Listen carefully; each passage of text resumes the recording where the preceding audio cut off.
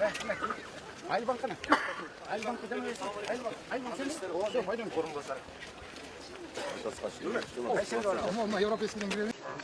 Мына Дастан Тоғоев элдик банктан.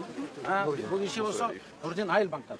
Булардын атайындай жанагы сотовый телефондогу приложениялар бар. Сер соцфондду, бул жерден төлөй турган мамлекет менен болгон карым катнашты ушулардын ишкер деген приложениясын билесиңерби? Жок. Береке деген приложение. Береке билесизби? Жок, биз билбейбиз. Биз эми банктык. Сердики кандай приложение? Айылбанктыкы Береке деген приложение. Ошол приложение айтып бергилечи, эмне болсо? Бүгүнкү күндө Айылбанктын Береке приложениясынан ушул жерде отуруп, эң биринчи ар бир кишиден, ар бир Кыргызстанда болгон приложениялардын баарынан төлөмдөрдү бекер кабыл алганга, которууларды бекер бергенге, салыкты, соцфондду төлөгөнгө, ушул жерде өзүнүн налоговый отчетун формировать эткенге, электронный счет фактураны выставлять эткенге мүмкүнчүлүк бар. СФН дагы? ЭТТНди да жасап койгонбуз негизи. Бирок эми бүгүнкү күндө базарларга жок. Негизи ЭТТН ал дагы биздин бүгүн приложениеде бар. Анан онлайн бар. Биздин бүгүнкү күндө мына бу жерде азыр ишкерлерибиз, биздин банктын кызматкерлери отурат. Кызматкерлери менен кошо толук базардын кыдыруу иштери жүрүп атат ушундөрү. Эми бирөө кызыгат, бирөө кызыкпайт. Но жалпысынан бүгүнкү күндө 180 миң киши скачивать этип, 6 миңден ашык патент алынды бүгүнкү күндө. Ушул приложение 180 миң киши сиздин приложенияны алды. 6 миң киши активно пользуется. Активно пользуется 6 миң киши. А элдик кишилер? 8 миң киши активно пользуется. А канча скачалы? Бизде 25 миң. Ну, бирок 100% билбейсиңер да силер билбейсиңер. Азыр түшүндүрүү иштери жүрүп атат эл арасында. Мына силер ишкер деген приложение. Жана соткадагы эле приложение. Силердики Береке. Мына Береке ишкер каалаганыңарды алып алып, ошол аркылуу мисалы үчүн азыр айтып атпайсыңар, биз төлөбөйбүз, бизди мамлекет кыйнады деп. Мына приложение бар. Ошол приложение аркылуу сен көрсөтө аласыңбы? Покажи. Мен ишкер эмесмин. Алдыдан уруксат кой. Да. Бул жерде мындайда азыр деген жанагы салык кодексын алайык. Сиз деген жеке ишкерсиз да. Туура. Ошол мобилдик тиркемени өзүңүз жүктөп алсаңыз, анан кийин QR код менен дагы төлөмдөрдү кабыл алып атпайбы? QR код менен кабыл алсаңыз, ККМ кереги жок. Онлайн. Бул бир. ККМ онлайн болуп калат. Онлайн болуп калат. Мына көрдүңүзбү? ККМ керек. ККМ сатып алам дебейсиң.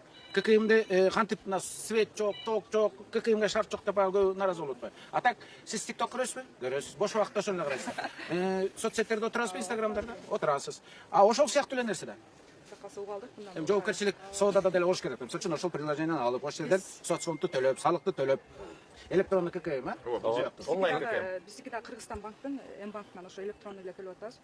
М-банк аркылуу. М-банк аркылуу электронный төлөйбүз. Бул жерде дагы бир. Сиздин жалпы соода көлөмүңүз канча? 15 миллион сомго жетеби жылына? Эми жалпы мындай божо. Жетип калат. Бирок жетпесе мисалы. Сиз ошол жана 24-тү колдонсоңуз алмайсыңыз. Салык төлөбөйсүз. 15 миллион сомго чейин 0. Бул бир. Анда ким төлөйт? Төлөнбөйт эсе. Мыйзам калайык төлөнбөйт. Төлөнбөйсө зачем анда аларга? Жок, азыр 1 минут. Экинчиси болсо, жанагы отчеттордо бербейт. Анткени деген жана ККМ. Тура айтып атат. Келсеңиз, келиңиз. Бул особый режим. Особый режим. Айтыңыз. Биз атайын силерди угандап келдик. Биз карасу тордой особый режимде болгон үчүн бизде 15 миллионго чейин нөлдөгөн деме жок да. Биз импорт, реэкспорт боюнча тордой менен караса ошол базарлар боюнча. Сиз канча оборотуңуз? Мен азыр 200 миллион кишиге деп жылына миллион сом төлөйсүз.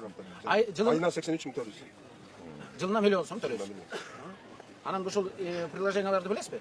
Айылбанктын билебиз. Мне неудобно уже. Удобно эле иштейбиз. Айылбанк менен Swift программаларындагы Айылбанк менен иштейбиз. Приложениялар менен. Анан кандай жакшы болсо жакшыны айткыла. Тоскоолдук болсо тоскоолду айткыла, келиңиздер. Болду, жарайт. Анан азыр бир маселеде туугандар, жалпы мамлекеттик казынасына жылына 425 миллиард сомду ушул ишкерлер чогултуп бересиздер. Эл чогултат. Жана айтабыз го, ишкерлер, эл багат мамлекетти деп. Ошонун саны 425 миллиард сом жылына. Анан ал салык кантип чогулат? Салыкчылар бербейбиз дейт. Мамлекет алабыз дейт. Ушинтип анан жанагы маселе жаралып атат, туурабы? Азыр айтат, мына ошо кайрылыптыр. Салыкчылар анча-мынча баягы мамилени орой жасап коёт. Анан мамлекеттик күчүнө таянып элди кыйнап коёт салыкчылар деп. Эми бул атам замандан келаткан мамлекет менен элдин ортосундагы проблема атам замандан бери бар. Мунун проблемасын чечүү жолдору да бар. Бүт дүйнөлүк чечилип атат. Бул мисалы үчүн мындай да, салыкчы силер менен жолукпай калган күнү бул маселе чечилет. Менден өткөндө телевизордон да айттым го. Салыкчыны тааныбаган мындай ишкер менен салыкчы бирин-бирин мындай тааныбаса, вот ошол эң жакшы модель деп айтат. Биз ошол жака баратабыз. Ага бара турган жол бул цифровизация. Мисалы үчүн силер телефондо биз азыр кеткенден кийин бул жерге Айылбанк менен Элдик банк, мурунку РСК банк. Экөөнүн өкүлү чыгып, биз азыр дагы Ошко кетебиз. Алар чыгып силерге бул жаңы приложенияларды көрсөтөт. Сотовый телефон менен кантип төлөсө болот, кандай кылса болот. Көбү билбейт, маалымат жок экен да. Экөө конкурент бири-бирине. Каалаганды тандап аласыңар. Ошолорду көрсөтөт.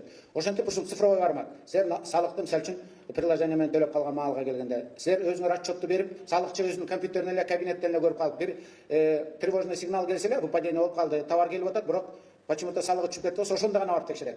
Жана кардиограмма, жүрөк текшерет го. Ошондой сигнал болбосо нормально кете берет. Эми бул идеальный форматта айтып атам. Ошого биз баратабыз. Адам менен ушул соодагер жолуккан жерде бул конфликт боло берет. Анткени 5 кол тең эмес да. Адамдардын деңгээли да тең болбойт. Бир салыкчы билими бар, бирөөсүнүн билими жок. Мисалы үчүн мамлекеттик органдар кыйнап коет деп айтып атпайсыз? Госстройканы кыйнайт, булак биякты кыйнайт. Эми бул адамдык фактор. Адам өзү ошондой жаралыптыр да. Бийлиги болсо барып кылсат экен. Адамга жакпайт экен андай. Ошондуктан жаңы технологиялар, жаңы жана цифровизация, ачык айкындык, закондордун адилеттүү болгону, тартиптин катуу болгону ушул бара-бара ушул маселелерди жоёт. Биз ошол этапка баратабыз. Күн санап жанагы реформалар деген ошондо. Ал бир эле күндө болбойт да. Бирок ошол жолдобуз. Анан жанагы маселе боюнча жооп бердик сизге, Анан жанагы бензин боюнча президентибиздин указы абдан тууралуу. Мына көбүрөөк жыртасың, көбүрөөк төлөйсүң. Азыраак жыртасың жолду, азыраак төлөйсүң. Бул эми адилеттүү да. Туура? Машинаң бузулуп жатса төлөбөйсүң. Тракторуң бузулуп жатса төлөбөйсүң.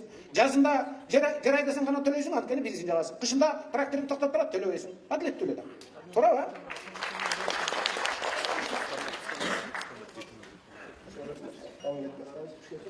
Анан эң негизгиси, кантип төлөгөнүңдү өзүң билбей каласың. Жетсеңиз ишке карашканда алты жол менен кабат көрсөңүз, демекде ошол бизге кандай чара көрүлөт, биз кайсы системанын негизинде налог төлөйбүз Карас базарында. Биз так жоюлабыз биздин максат ишибиз. Биз жетсеңиз ишке барабыз, алты жол менен табак сатабыз. Ошону кайсы система менен төлөйбүз налогду. Табак, эмне сигаретпи же Алкоголь. Спиртной базарда. Базарга сатылат деген тыюу салып койсоңуз кантип жүрүз? Өзүңүз карманып калдыңызбы? Салбасыз. Атайын режимде саткан болбойт да. Сиз билбейт кантип жүргөнүн? Кана айтып коюңуз, кантип жүргөнүн? Башка система менен төлөбөй жатпайбы? Жанагы алкогольный продукция ал ЭТТНде турасыңар. ЭТТН, табак, сигарет бүт ЭТТНге кирет. Бүт жанагы немене бар ошол жерде. Ошондуктан аны сыртка чыгарыш үчүн только ЭТТН керек. ЭТТНге силер макул болуңар. Табак, туурабы? Тамеки, арак дегендер ЭТТН толтурsun. Бухгалтерде алгыла татынакай толтургула, отчетту бергиле. Ошондой иштебесе болот. Конечно. Ошол карасы менен Байка отурыңыз. Карасы менен дордой стратегический объект болуп эсептелет экен да. Биз ошол карасыда базарда арак сигарет сатабыз да негизи. Ошол жерден стратегический объекттен чыгып сатканга болот да. Биздичи ичинде сатканга болбойт да. Ошону бир карап берип Салык ким? Салыктын жетекчиси сабак берет. Закон бар го, тиги арак сатканга болбойт деген стратегический рынок. Буларга да рахмат, өзүлөрү айтып койду. Көзүнө силер боло берет деп туруп атайын болтуруп жүргөн, молодец. Негизи болбойт силерге саткан. Значит, улар болот деп коюп сатып аткан, туурабы? Иә. Буларды чыккыла болбойт силерге деп ошол. Спокойно эле сатып атабыз. Эми бир суроо, эмнеге болбойт? Ал жерде продажный группада товарларды лицензия требует товарларга особо режимде саткан толтурганга болбойт. Жаман карайбыз. Мен деле түшүнбөйм ушуну. Эмнеге сыртта болот, ичинде болбойт? Жана илгери күлкүнү келтирген бир мыйзам чыккан, 100 метрге чейин мектептен анан арак сатса болбойт деген. А 101 метрден алып койгон. Мектептин кайсы бурчунан эсептейсиң? Стадиондонбу же кире беришинен ушундай да? Мыйзам чыгарат деп чыгара бергенде болбойт. Анан ичинде болот, сыртында болбойт. Себеби эмне? Ушуну түшүн да, болбойт деп силерден акырын кыйнап коет. Болбойт мына. Бирок көздү кызып коюн болот. Ошол да. Мына идеальный пример законодательдерге. Болбойт, бул киши айтып атат, рахмат силерге мына. Элден айланса болот. Биз сатып атабыз деп. Сен айла жок айтып атасың, чыккыла ук коет деп. Мына билип калдыңар. Атак сата койгула, салыңар төлөгүлө да сата койгула деп койсо болбойбу? Сыртына саткандан кийин кара суудан чыккандан кийин жолдун алып кетине болот. Бер жака болбойт. Логика жок да мындай. Туурабы? Эми аны карайлы. Мен жаңы эле келдим да. Мен аны карайлы. Башын ичпей эле койсо жакшы болмок. Бирок жанагындай. Батырлар, ЭТТНди толтуралы, болду. Кара сууга киресиңер, ЭТТНди толтурасыңар. Аны оңдойбуз. Эми ал чын эле ал обу жок деп коет аны. Сыртында болбойт, ичинде болот деген болсун.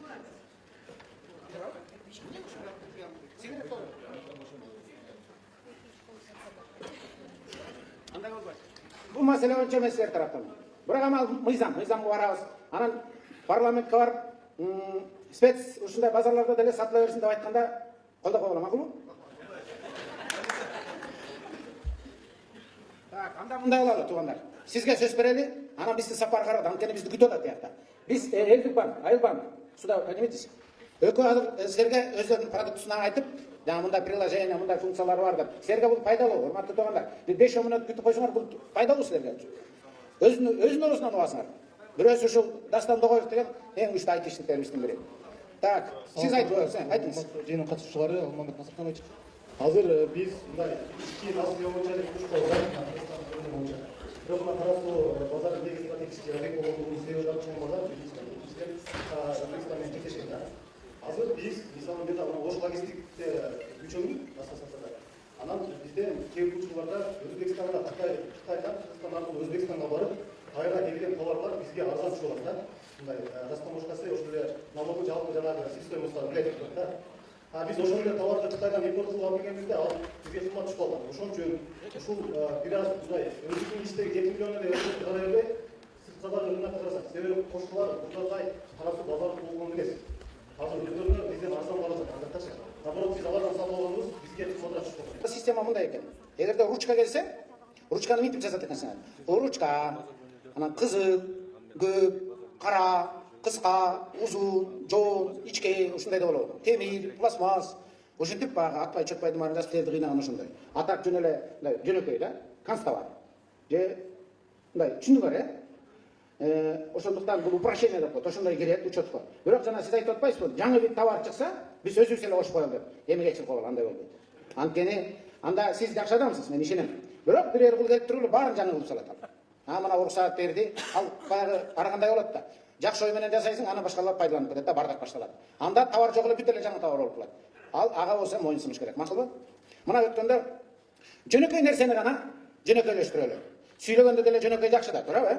Анысы кандай ошол жөнөкөй. Кызыл товар, анан сары товар, пластмасс оюнчук болсо оюнчук мындай, пил мындай, анан коен мындай деп эле, жалпы оюнчук, туурабы? Өткөндө жана техосмотр боюнча билесиздерби? Өкмөттүк органы техосмотрду киргизели деп коюш керек. Техосмотр, анан справка обоснованиясына мамлекет көзөмөлдөш керек, машиненин состояниясын карап туралы, ДТПлар көбөйүп атат деп.